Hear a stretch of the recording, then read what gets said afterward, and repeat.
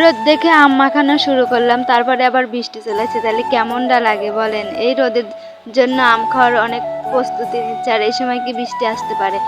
আসসালামু আলাইকুম, hello everyone, সবাই কেমন আছেন? আলহামদুলিল্লাহ আমি অনেক অনেক ভালো আছি। তো আজকে বৃষ্টি এসে যা হলো আর কি, তা বলার বাইরে।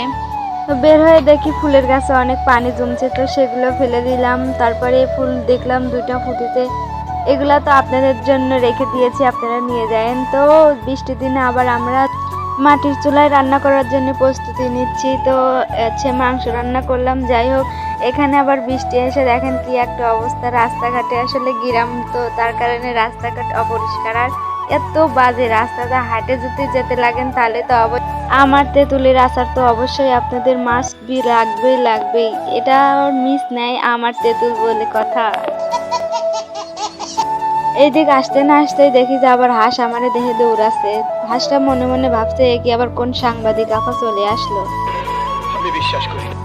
ভাইরে ভাই, আপনি বিশ্বাস করলে কি না করলে কি, তারা তো জেনে গেছে যে আমি আসলেই সাংবাদিক। তাদেরকে ভাইরাল করার জন্য আমি নিয়োজিত থাকছি।